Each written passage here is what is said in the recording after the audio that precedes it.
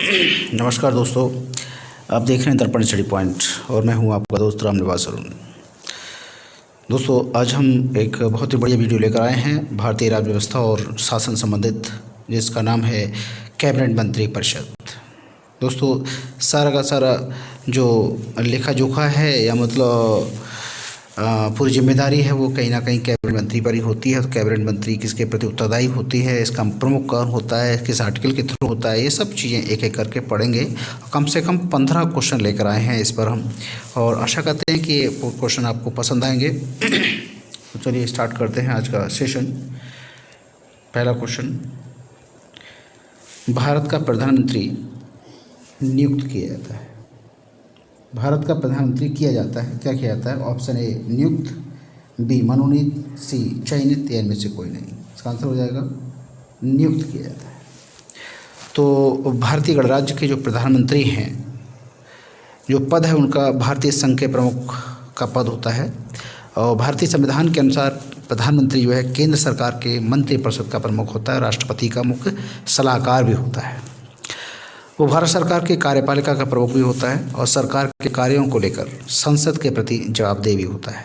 भारत की संसदीय राजनीतिक प्रणाली में राष्ट्र प्रमुख और शासन प्रमुख पद को पूर्णतः विभक्त रखा गया है। सैद्धांतिक रूप में संविधान जो है भारत के राष्ट्रपति को देश का राष्ट्र प्रमुख घोषित करता है, सैद्धांतिक रूप से। और सैद्धांतिक रूप में जो शासन तंत्र की सारी शक्तियों को राष्ट्रपति में निहित करता है। और संविधान ये भी निर्दिष्ट करता है कि राष्ट्रपति के पास इन अधिकारों को प्रयोग करने के लिए अधीनस्थ अधिकारी होंगे, यानी सबॉर्डिनेट जो ऑफिसर्स हैं वो होंगे। संविधान द्वारा राष्ट्रपति को सलाह देने की शक्ति जो है प्रधानमंत्री को दी गई है। संविधान अपने भाग 5 के विभिन्न अनुच्छेदों में प्रधानमंत्री पद के संवैधानिक अधिकारों और कर्तव्यों को निर्धारित करता है। भारतीय संविधान के आर्टिकल 74 में स्पष्ट रूप से मंत्रिपरिषद की अध्यक्षता और संचालन के लिए प्रधानमंत्री की उपस्थिति को आवश्यक माना है। उनकी मृत्यु या पदत्याग की दशा से समस्त परिषद को पद छोड़ना पड़ता है। वह स्वेच्छा से ही मंत्रिपरिषद का गठन करता है। राष्ट्रपति जो है मंत्रीगण की नियुक्ति उसकी सलाह से ही करते हैं। मंत्री विभाग का निर्धारण भी वही करता है। कैबिनेट के कार्य का निर्धारण भी करता है। देश के मंत्रियों को निर्देश भी वही देता है और सभी कार्यकारी निर्णय भी वही लेता है। सॉरी, प्रधानमंत्री आमतौर पर लोकसभा में बहुमतधारी राजनीतिक दल का नेता होता है। उसकी जो नियुक्ति है भारत के राष्ट्रपति द्वारा होती है। इस पद पर किसी प्रकार की समय सीमा निर्धारित नहीं की गई है, परंतु एक व्यक्ति इस पद पर केवल तब तक बना रह सकता है जब तक लोकसभा में बहुमत उसके पक्ष में हो। दूसरा क्वेश्चन, कैबिनेट से क्या मतलब है? कैबिनेट से क्या तात्पर्य है?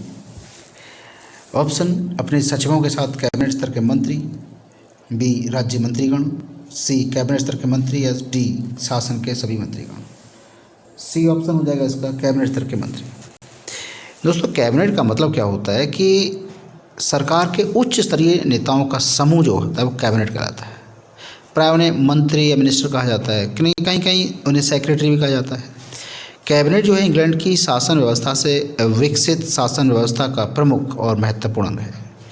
इसका प्रचलन जो है प्राय उन सभी देशों में है जो ब्रिटिश कॉमनवेल्थ के सदस्य हैं।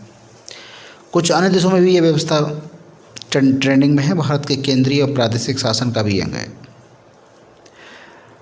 तो सामान्य रूप से संसद की लोकसभा है जो में जिस दल का बहुमत होता है, जो बहुमत प्राप्त कर लेता है, उस दल या दलों के समूह के सदस्यों में से चुने हुए राजनीतिज्ञों का एक निकाय होता है, एक सिस्टम होता है, यूनिट होता है। इसको सदन नहीं चुनता बल्कि प्रधानमंत्री या मुख्यमंत्री द्वारा मनोनीत होते हैं।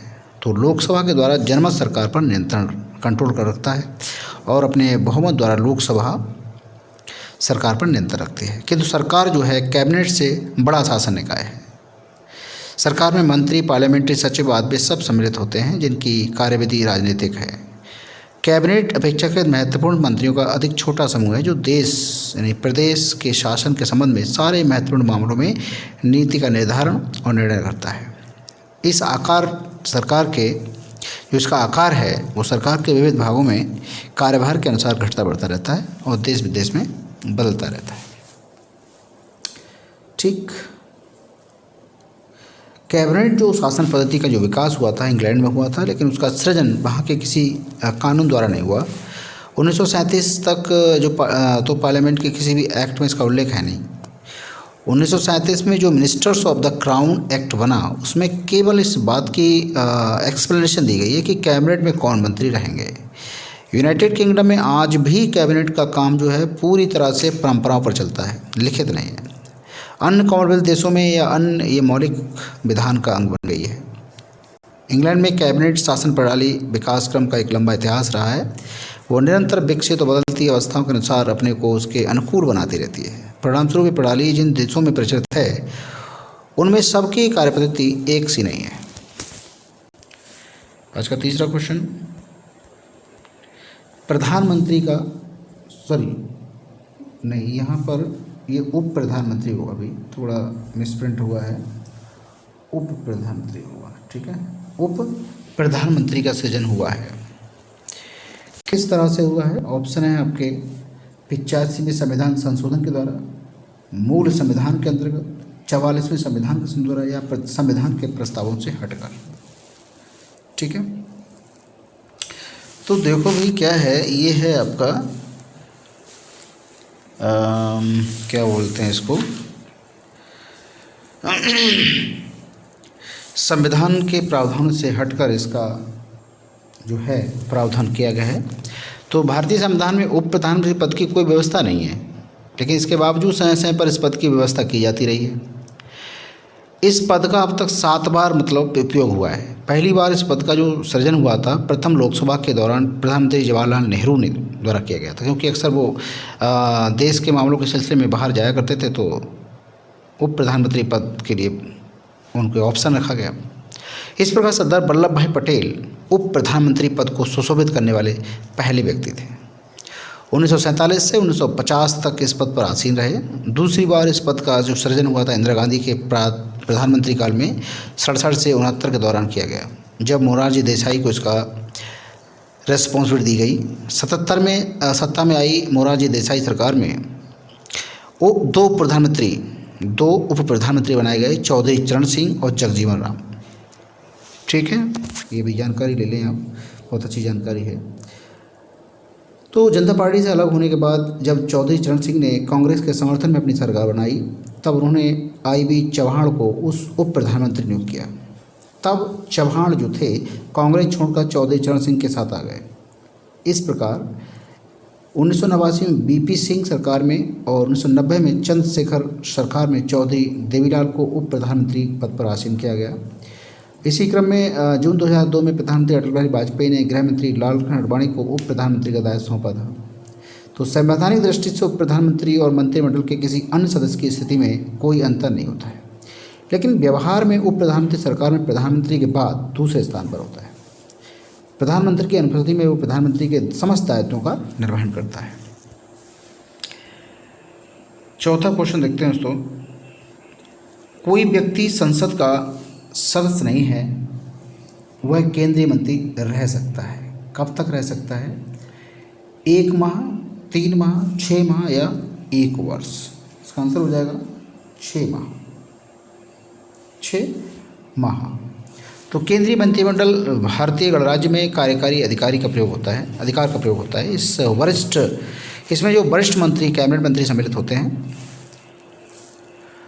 और जिनका नेतृत्व प्रधानमंत्री करते हैं। तो केंद्रीय मंत्रिमंडल नामक एक छोटी कार्यकारी निकाय भारत में सर्वोच्च निर्णय लेने की संस्था है। केवल प्रधानमंत्री और कैबिनेट मंत्री ही कैबिनेट के सदस्य होते हैं। भारत में सबसे वरिष्ठ सिविल सेवक कैबिनेट सचिव कैबिनेट सचिवालय का नेतृत्व करते हैं। मंत्रियों की परिषद को प्रशासनिक सहायता प्रदान करते हैं। राज्य मंत्रियों को अपने काम में कैबिनेट मंत्रियों की सहायता के साथ सौंपा गया है। ये सूची भारत के केंद्रीय मंत्रियों की सूची में है, जिसे नरेंद्र मोदी के नेतृत्व में 17वीं लोकसभा के गठन के बाद 2019 में चुना गया है। अधिनियम की बात करें तो सामूहिक रूप से मंत्रियों की परिषद भारतीय संसद के निचले सदन लोकसभा को जवाबदेह है। भारतीय संविधान के अनुसार मंत्रिपरिषद की कुल संख्या लोकसभा के सदस्यों की कुल संख्या के 15% अधिक नहीं होनी चाहिए। हर मंत्री को संसद का सदस्य होना आवश्यक है। मंत्री बनने के 6 महीने के भीतर व्यक्ति को संसद की सदस्यता हासिल करनी होती है। 5वां क्वेश्चन देखते हैं, मंत्रिपरिषद सामूहिक रूप से उत्तरदायी है? ऑप्शन ए लोकसभा के प्रति, राष्ट्रपति के प्रति, प्रधानमंत्री के प्रति या राज्यसभा के प्रति। तो इसका आंसर हो जाएगा दोस्तों लोकसभा के प्रति। तो कैबिनेट जो है ना पूरी तरह से लोकसभा के प्रति उत्तरदायी है। और लोकसभा दोस्तों एक टेम्पररी हाउस होता है और ये तब तक रह सकता है जब तक पार्टी सत्ता में है, मेजोरिटी उसके साथ है तब तक ये उसके साथ रह सकते हैं। ठीक है, आज का छठा क्वेश्चन, एक प्रस्ताव भारत में मंत्रिपरिषद रख सकती है? ऑप्शन ए स्थगन प्रस्ताव, अविश्वास प्रस्ताव, विश्वास प्रस्ताव या भर्त्सना प्रस्ताव।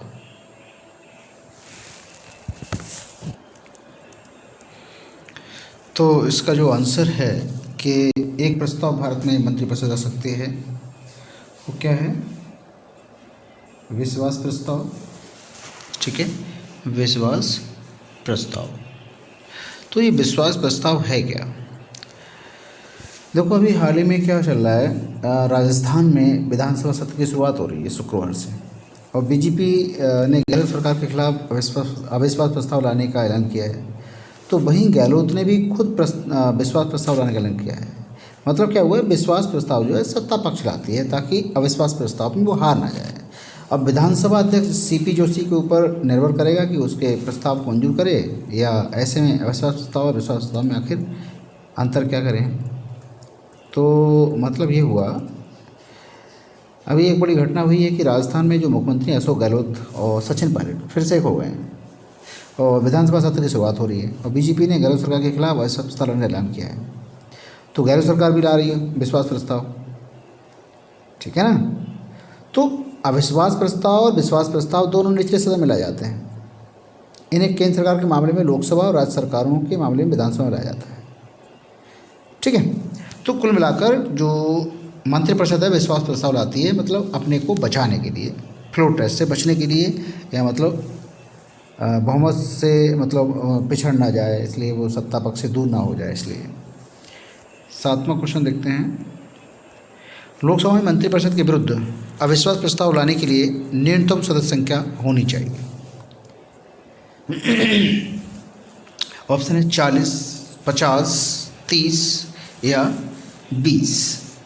तो इसका आंसर हो जाएगा दोस्तों 50। तो संसदीय प्रक्रिया में अविश्वास प्रस्ताव या विश्वास मत, वैकल्पिक रूप से अविश्वास मत या निंदा प्रस्ताव एक संसदीय प्रस्ताव है जिसे पारंपरिक रूप से विपक्ष द्वारा संसद में एक सरकार को हराने या कमज़ोर करने की उम्मीद से रखा जाता है। यह दुर्लभ उदाहरण के रूप में ये एक तत्कालीन समर्थक द्वारा पेश किया जाता है जिससे सरकार में विश्वास नहीं होता है। तो ये प्रस्ताव नए संसदीय मतदान द्वारा पारित किया जाता है या अस्वीकार किया जाता है। ब्रिटिश संसद में आमतौर पर ये पहले दिन के प्रारंभ में पेश होने वाले प्रस्ताव जैसा लगता है, हालांकि महारानी के अभिभाषण पर वोट भी किसी विश्वास प्रस्ताव का गठन करता है। इतिहास पर नज़र डालें तो जो पहला अविश्वास प्रस्ताव था मार्च 1782 में पेश किया गया था, जबकि पिछले अक्टूबर में अमेरिकी क्रांतिकारी युद्ध में यॉर्कटाउन में ब्रिटिश की हार की खबर मिली थी और ग्रेट ब्रिटेन की संसद ने वोट दिया है कि वे वर्तमान मंत्रियों में अब और विश्वास नहीं करते। प्रधानमंत्री लॉर्ड नॉर्थ को किंग जॉर्ज तृतीय से उन्होंने कहा था कि इससे तुरंत कोई संवैधानिक परंपरा नहीं बनी। तो ये एक प्रकार से छोटा मोटा इतिहास है। आमतौर पर संसद अविश्वास प्रस्ताव पर वोट करती है या वो विश्वास मत में भर रहती है। तो किसी सरकार को दो तरीके से प्रतिक्रिया व्यक्त करनी होती है, त्यागपत्र देना या संसद को भंग करना और आम चुनाव का अनुरोध करना। 8वां क्वेश्चन देखते हैं, स्वतंत्र भारत के पहले वित्त मंत्री कौन थे? Option A John Mathai, B Gulzarilal Nanda, C Krishnachari या आर के षणमुखम चेट्टी। इसका आंसर हो जाएगा आर के षणमुखम चेट्टी। तो भारत के वित्त मंत्री को भारत सरकार में कैबिनेट मंत्री का दर्जा होता है। उसका जो मेन काम जो होता है आमतौर बजट तैयार करना होता है और वो देश की अर्थव्यवस्था का मुख्य संचालक भी होता है। तो श्रीमान आर के षणमुखम चेट्टी जो थे 1947 से 1949 के बीच जवाहरलाल नेहरू के मंत्रिमंडल में वित्त मंत्री के रूप में कार्य किया। इन्होंने 26 नवंबर 1947 को चेट्टी ने स्वतंत्र भारत का पहला बजट पेश किया। ये एक प्रकार से अर्थव्यवस्था की समीक्षा भी थी। तो इस तरह से अभी जो वर्तमान में देखा जाए तो वर्तमान में जो हमारे वित्त मंत्री हैं श्रीमती निर्मला सीतारमण जी। आज का नवा क्वेश्चन, भारत में स्वतंत्रता के बाद प्रथम मंत्रिमंडल का कानून मंत्री किसे बनाया गया था? Option A Baldev Singh, B John Mathai, C G Mavalankar या डी बी आर अम्बेडकर। इसका आंसर हो जाएगा बी आर अम्बेडकर। वर्ष 1951 में भारतीय कानून न्याय मंत्रालय स्थापित किया गया। इस विभाग के मंत्री डॉक्टर भीमराव अम्बेडकर बने थे। उनका कार्यकाल जो था 47 से 52 तक रहा। ठीक है दोस्तों, आगे बढ़ते हैं। 10वां क्वेश्चन, निम्नलिखित में से कौन नेहरू की कैबिनेट में पहले गृह मंत्री तथा बाद में रक्षा मंत्री बने? ऑप्शन है आपके कैलाशनाथ काटजू, द्वारकानाथ मिश्रा, रविशंकर शुक्ला या प्रकाश चंद्र सेठी। इसका आंसर हो जाएगा कैलाशनाथ काटजू। कैलाशनाथ काटजू कश्मीरी मूल के राजनेता हैं और मध्य प्रदेश राज्य के मुख्यमंत्री भी रह चुके हैं। 1957 से 62 तक एमपी के सीएम रहे। वह यूपी के कानून मंत्री भी रहे। वो एक वकील थे। उनका जो जन्म है रतलाम जिला के जावरा में है। ठीक है, आज का 11वां क्वेश्चन देखते हैं दोस्तों, भारत के किस प्रधानमंत्री की मृत्यु देश के बाहर हुई? ऑप्शन लाल बहादुर शास्त्री, राजीव गांधी, चौधरी चरण सिंह या पीवी नरसिम्हा राव। आंसर हो जाएगा लाल बहादुर शास्त्री।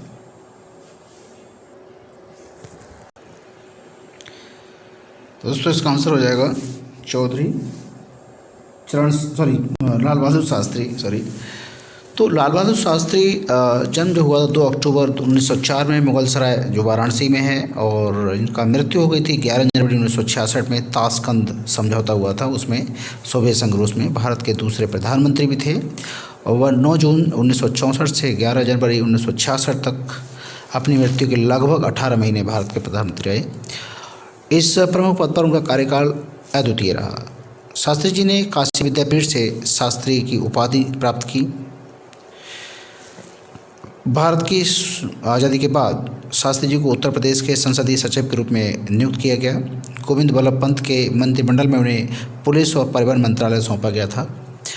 परिवहन मंत्रालय के कार्यकाल में उन्होंने प्रथम बार महिला संवाहकों यानी कंडक्टर्स की नियुक्ति की थी। पुलिस मंत्री होने के बाद उन्होंने भीड़ को कंट्रोल करने के लिए लाठी की जगह पानी की बौछार का प्रयोग आरंभ कराया। 1951 में जवाहरलाल नेहरू के नेतृत्व में अखिल भारत भारतीय कांग्रेस कमेटी के महासचिव नियुक्त किए गए। और 1952, 57 और 62 के चुनाव में कांग्रेस पार्टी को भारी बहुमत से जिताने के लिए उनका बहुत परिश्रम हुआ। जवाहरलाल नेहरू का उनके प्रधानमंत्री मंत्री के कार्यकाल के दौरान 27 मई 1964 को मृत्यु हो जाने के कारण, साफ सुथरी छवि के कारण शास्त्री जी को 1964 में देश का प्रधानमंत्री बनाया गया था। उन्होंने 9 जून 1964 को भारत के प्रधानमंत्री पद पर पदभार ग्रहण किया। उन्हीं के शासनकाल में 1965 का भारत पाक युद्ध शुरू हो गया। इससे 3 वर्ष में पूर्व चीन का युद्ध हुआ था, भारत हार चुका था। शास्त्री जी ने अप्रत्याशित रूप से इस युद्ध में नेहरू के मुकाबले राष्ट्र को उनके उत्तम नेतृत्व प्रदान किया और पाकिस्तान को करारी शिकस्त दी। इसकी कल्पना पाकिस्तान ने कभी अपने सपने में भी नहीं की थी। ताशकंद में पाकिस्तान के प्रधानमंत्री अयूब खां के साथ युद्ध समाप्त करने के समझौते पर हस्ताक्षर करने के बाद 11 जनवरी 1966 की रात में ही रहस्यमय परिस्थितियों में उनकी मृत्यु हो गई। उनकी सादगी, देशभक्ति और ईमानदारी के लिए मरणोपरांत भारत रत्न से सम्मानित किया गया। 12वां क्वेश्चन देखते हैं दोस्तों, निम्नलिखित भारत के प्रधानमंत्रियों में से कौन अपने कार्यकाल में संसद में कभी भी उपस्थित नहीं हुए? ऑप्शन ए चौधरी चरण सिंह, बी चंद्रशेखर, सी अटल बिहारी वाजपेयी या डी नरेंद्र मोदी जी। तो चौधरी चरण सिंह जो थे वो कभी संसद में उपस्थित नहीं हुए कार्यकाल में। तो चरण सिंह का जो जन्म है 23 दिसंबर 1902 से 29 मई 1987 के बीच, यानी जन्म है 1902 तक और 87 में उनकी मृत्यु हो गई थी। वो भारत के किसान राजनेता और 5वें प्रधानमंत्री थे। उन्होंने ये पद 28 जुलाई 1979 से 14 जनवरी 1980 तक संभाला। चौधरी चरण सिंह ने अपना संपूर्ण जीवन भारतीयता और ग्रामीण परिवेश की मर्यादा में जिया। चरण सिंह का जन्म एक जाट परिवार में हुआ। आज़ादी के बाद उन्होंने राजनीति में प्रवेश किया और इस दौरान उन्होंने बरेली की जेल से, बरेली जो उत्तर प्रदेश का एक ज़िला है, बहुत ही खूबसूरत ज़िला है जहाँ से अक्सर कई सारे लोगों का नाम जुड़ा है, ख़ास तौर से प्रियंका चोपड़ा, जो कि कैंट में एक स्कूल है सेंट मारिया, वहाँ से उनकी पढ़ाई हुई, वो नाम आता है बरेली का। तो बरेली की जेल से 2 डायरी रूपी किताब भी लिखी। आज़ादी के बाद वह राम मनोहर लोहिया के ग्रामीण सुधार आंदोलन में लग गए।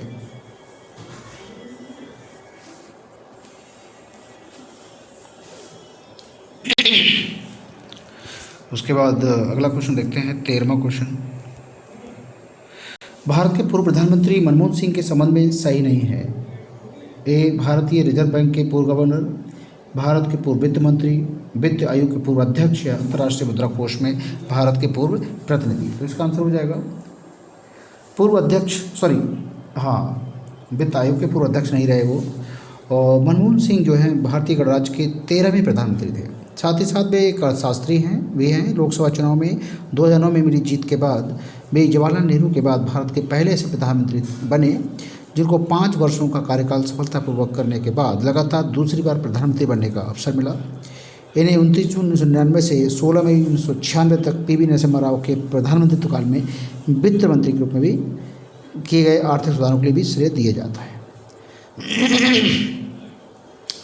मनमोहन सिंह का ब्रिटिश भारत वर्तमान पाकिस्तान के पंजाब में प्रांत में 26 दिसंबर 1932 को जन्म हुआ था। उनका माता का नाम अमृत कौर, पिता का नाम गुरमुख सिंह था। देश के विभाजन के बाद सिंह परिवार भारत चला आया और यहाँ पंजाब विश्वविद्यालय से उन्होंने स्नातक और स्नातकोत्तर स्तर की पढ़ाई पूरी की। 14वां क्वेश्चन देखते हैं, संघीय मंत्रिमंडल का पुनर्गठन रिपोर्ट किस रिपोर्ट पर आधारित था। Option A T Krishnachari, K M. Munshi, Gopal Swami Ayyangar, या बी.सी. रॉय। इसका आंसर हो जाएगा गोपाल स्वामी अयंगर। सो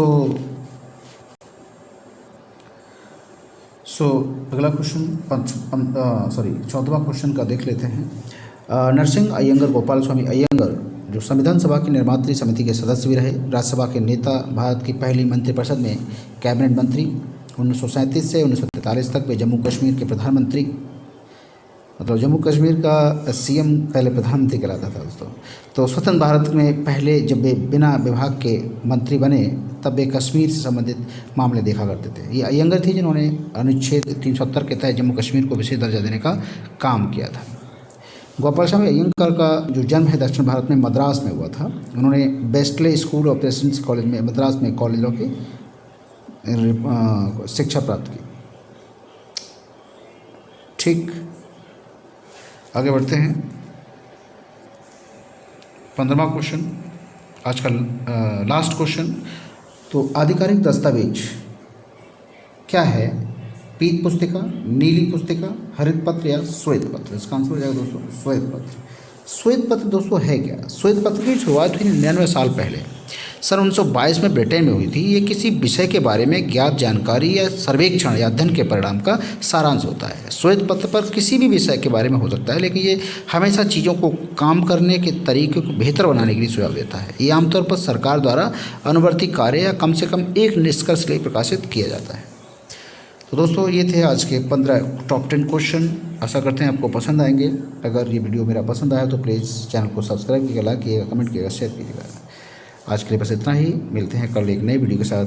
तब तक बने रहिए दर्पण स्टडी पॉइंट के साथ। धन्यवाद दोस्तों।